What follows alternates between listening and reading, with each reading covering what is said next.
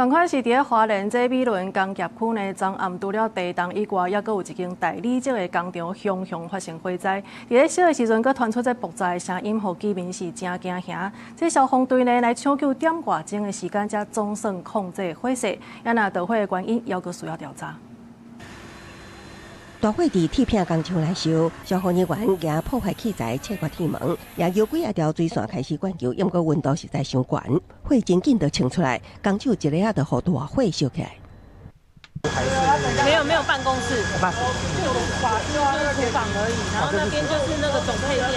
晚上会有人在这边吗？员工哈，他有没有受伤？没有，都撤离了。